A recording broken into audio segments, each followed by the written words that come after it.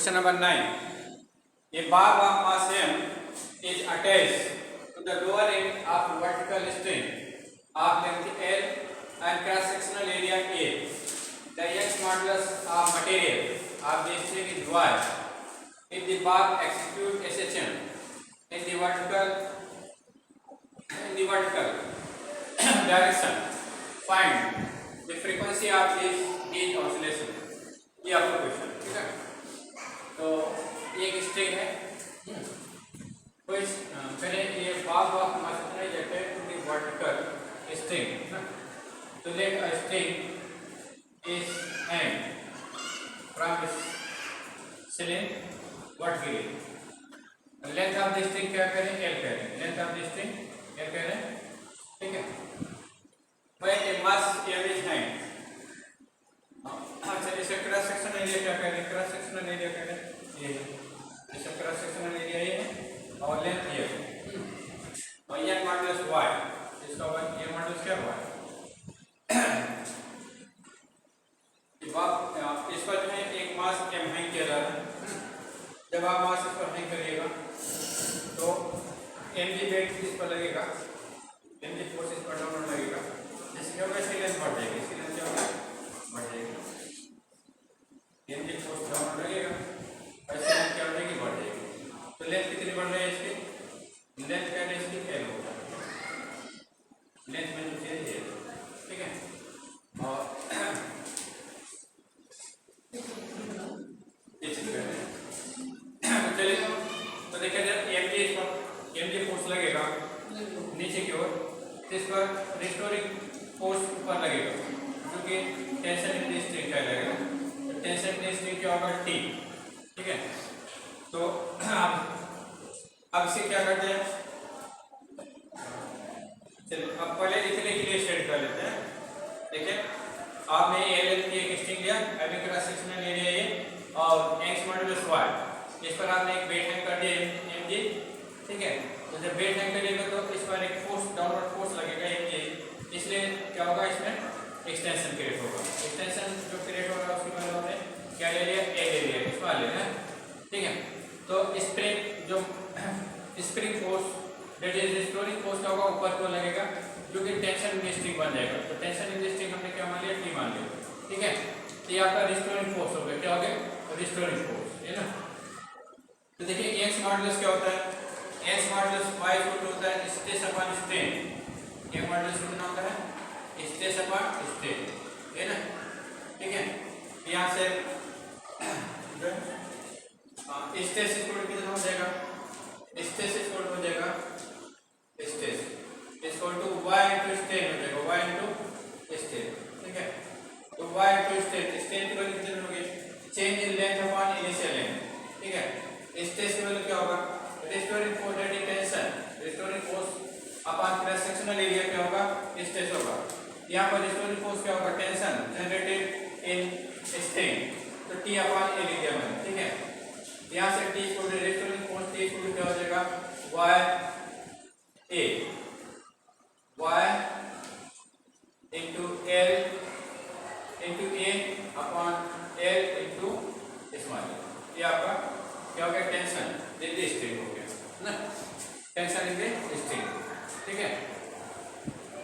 चलिए अब उसके बाद आ जाइए, अब क्या करते हैं बार को थोड़ा सा डिस्प्लेस कर देंगे। बार को क्या करें, ये तो इसकी मेन पोजीशन हो गई, यहाँ पर आकर बार क्या होगा इक्विलिब्रियम में आ जाएगा ना। यहाँ पर इसको इस चीज को थोड़ा खींचेगा और यहीं पर आकर हो जाएगा, ठीक है। ये इक्विलिब्रियम पोजीशन है। अब इसे क्या करते हैं थोड़ा सा नीचे पुश कर देते हैं, थोड़ा सा क्या करते हैं नीचे पुश कर देंगे, यहाँ पर कर देते हैं। जब यहाँ करिएगा तो स्ट्रिंग की लेंथ क्या होगी बढ़ेगी, स्ट्रिंग की लेंथ क्या होगी बढ़ेगी ना। तो let B gives displacement x by pulling the bar in downward direction, ठीक है। डाउनवर्ड डायरेक्शन में इसमें आप जो है एक फोर्स लगा दे रहे हैं, ठीक है। ये फोर्स क्या कर रहा है, इस स्ट्रिंग को फर्दर एक डिस्टेंस से नीचे डिस्प्लेस कर दे रहा है ना, ठीक है। तो आप इसमें रिस्टोरिंग फोर्स कितना होगा बताइए, रिस्टोरिंग फोर्स आपका ऊपर लगेगा F ना।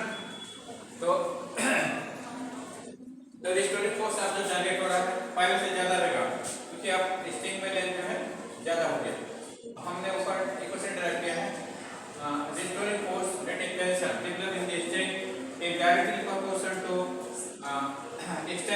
y, directly proportional to extension in the y ना। इधर देखिए, आप देखिए इस केस में, पहले केस में एक्सटेंशन ये था, कम एक्सटेंशन होता है, दूसरे केस में ज्यादा एक्सटेंशन हो रहा है। दूसरे केस में क्या हो रहा है, एक्सटेंशन ज्यादा है ना। जब एक्सटेंशन ज्यादा है तो यहाँ पर फोर्स टेंशन भी ज्यादा होगा, लेकिन फोर्स भी ज्यादा होगा। तो लोअर रेजिस्टेंस को हमने क्या ले लिया, टी डैश ले लिया ना। अब देखिए, अब रिस्टोरिंग फोर्स किसके बराबर हो जाएगा, मतलब है अब जो रिस्टोरिंग फोर्स होगा that is tension generated in string, restoring force आपको किसके बराबर होगा, टी डैश इसको हो जाएगा y upon a by l तो रहेगा, ये तो कांस्टेंट है ना। अब ये किस पर डिपेंड कर रहा है, इंक्रीज इन लेंथ, ठीक है, एक्सटेंशन इन लेंथ, ठीक है। तो एक्सटेंशन आपका l प्लस x हो गया। अब एक्सटेंशन कितना हो गया, l प्लस x ना, ठीक है। t आपका जो टेंशन हो गया, तो रिस्टोरिंग फोर्स व्हिच ब्रिंग, अच्छा जैसे इस बात को छोड़िएगा तो क्या तो ये रिस्टोरिंग फोर्स क्या करेगा, जो टी डैश है यहाँ पर टी डैश फोर्स लग रहा है, ठीक है। चलिए यहाँ पर एक रिस्टोरिंग फोर्स लग रहा है, तो रिस्टोरिंग फोर्स क्या करेगा, मतलब ये रिस्टोरिंग फोर्स जो है बाप को ऊपर लाएगा ना। और रिस्टोरिंग फोर्स कितना होगा, पहले तो टी टेंशन था ना, अब और टेंशन क्या होगा, टी डैश हो गया। और टेंशन कितना हो गया, मतलब टी डैश। तो रिस्टोरिंग फोर्स की वैल्यू कितनी हो जाएगी, T dash minus T. Restoring force क्या होता है, force which bring the body towards it's main position ना।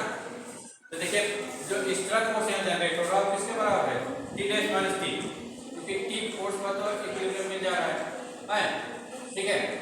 अब जो है टी डैश फोर्स जनरेट हो रहा है by further extension in X, ठीक है, and L, TS plus L extension से जो फोर्स जनरेट हो रहा है टी डैश है ना। तो इक्विलिब्रियम पोजीशन के बाद जो फोर्स जनरेट हो रहा है वो क्या बन जाएगा, रिस्टोरिंग फोर्स बन जाएगा, है ना, ठीक है। तो रिस्टोरिंग फोर्स या force which bring the bar towards in mean position क्या हो जाएगा, फोर्स या इसको सिर्फ force which bring the bar towards main position, bring bar towards main position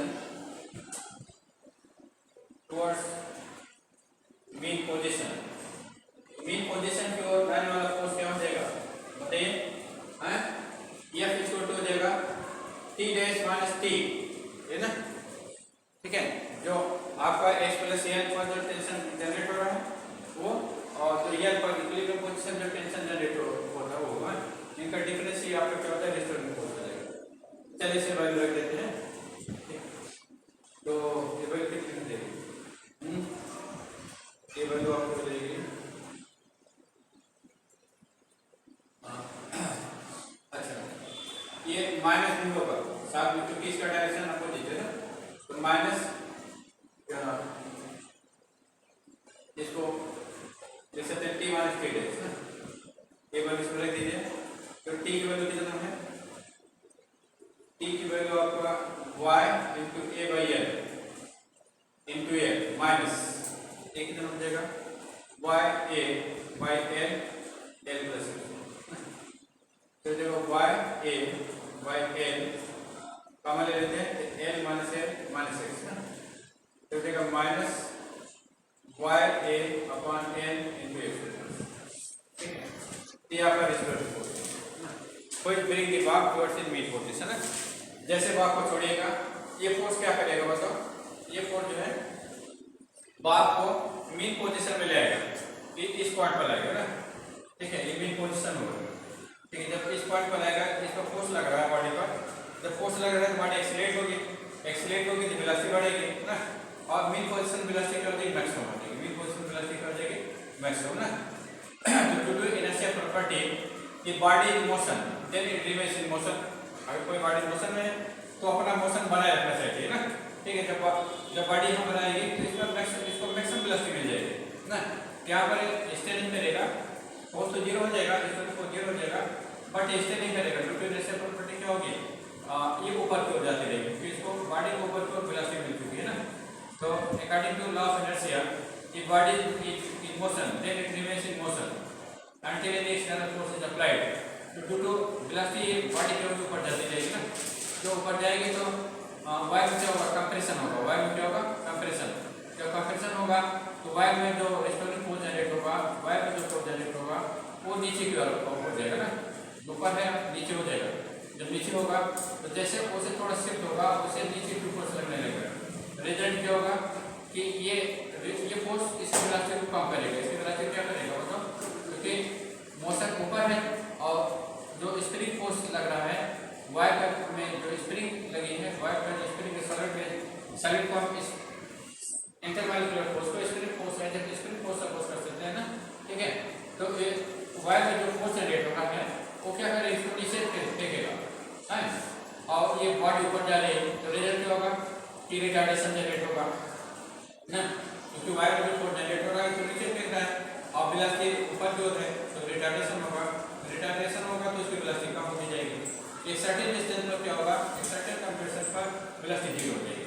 जब वेलोसिटी जीरो हो जाएगी तो बॉडी की मोमेंट रुकेगी ना, लेकिन इस मोमेंट क्या होगा, वायर आपका मैक्सिमम कंप्रेस हो चुका होगा तो due to elastic property wire फिर अपनी इनिशियल लेंथ लेना चाहेगा ना। जब इनिशियल लेंथ लेना चाहेगा इसमें स्प्रिंग कंप्रेस हो चुकी है, ठीक है, और जब कंप्रेस हो चुकी है तो स्प्रिंग भी ओपन होगी, स्प्रिंग जो होगी ओपन होगी ना। जब ओपन होगा तो फिर ये बार को क्या करेगा, नीचे को पुश करेगा ना। जब नीचे को पुश करेगा जिसकी वेलोसिटी बढ़ जाएगी, ऊपर क्या हो जाएगा, मैक्सिमम हो जाएगा ना, ठीक है।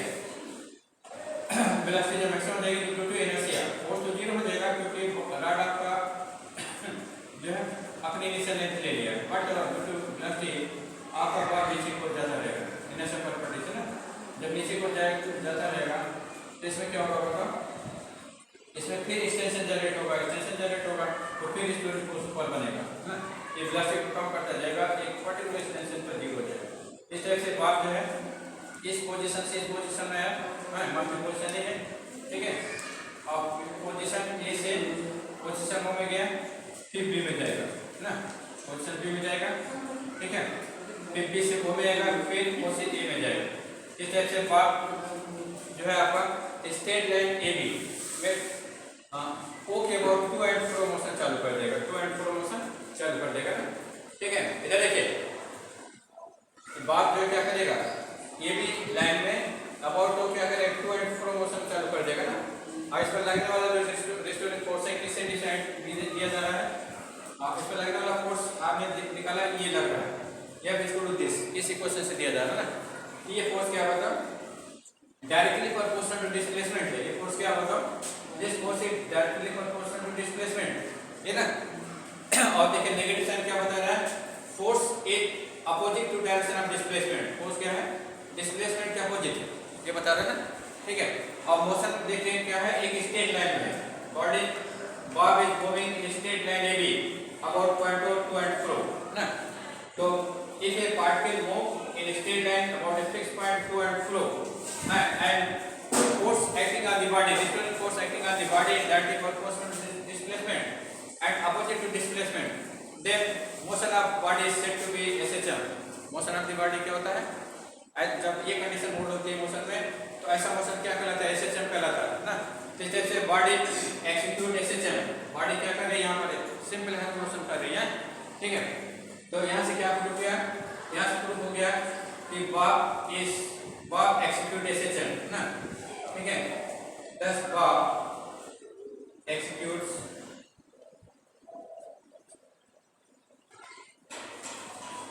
SHM, ठीक है।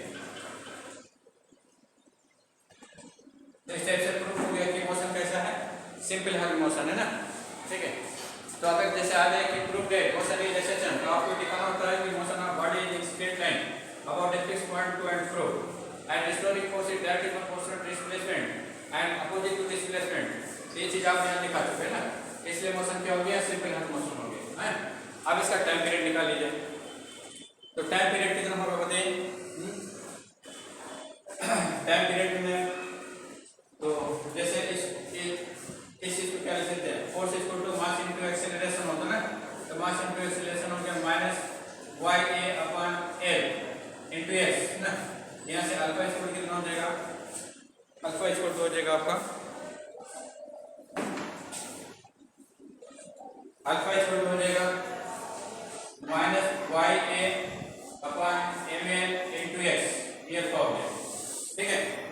देखिए टाइम पीरियड क्या होता है, टाइम पीरियड इक्वल टू होता है time period of SHM, period of SHM है, तो टाइम पीरियड ऑफ एसएचएम क्या होगा 2 pi square root displacement upon acceleration, displacement upon acceleration होता है। तो आपको फ्रीक्वेंसी निकालना है ना, चलिए इसे पहले रख दीजिए। तो टी स्क्वायर क्या हो जाएगा 2 पाई डिस्प्लेसमेंट आपका x है, एक्सेलरेशन की वैल्यू कितना है, मॉड ऑफ एक्सेलरेशन रखेंगे, ठीक है, y a ml into x, यहाँ पर नेगेटिव साइन नहीं ले रहे क्योंकि इसके हमको पॉजिटिव वैल्यू मैग्नीट्यूड चाहिए आपका, ठीक है। नेगेटिव वैल्यू रखिएगा तो नेगेटिव नंबर का स्क्वायर रूट डिफाइन होता है, ठीक है। हमको यहाँ पर मैग्नीट्यूड चाहिए, मैग्नीट्यूड इज ऑलवेज पॉजिटिव, इसलिए मॉड कर दिया गया है। तो क्या हो जाएगा, ये हो जाएगा M L x upon y A into x, x x cancel हो गया आपका ना, तो टी स्क्वायर कितना हो गया, T square to 2 pi square root M L upon Y हो गया, वाई ना। यहाँ से अब फ्रीक्वेंसी निकालेंगे, फ्रीक्वेंसी कितनी हो जाएगी, frequency F equal to 1 by T, इसी फॉर्मूला टाइम पीरियड क्या कहलाता है, फ्रीक्वेंसी कहलाता है ना। इस टाइप से फ्रीक्वेंसी एफ इक्वल टू क्या हो जाएगा 1 upon 2 pi square root of Y A upon M L, ये आपका फ्रीक्वेंसी, ठीक है। तो bob execute SHM with this frequency, चलिए कॉपी करिए, देखो राइट डाउन, ऐसे समझे।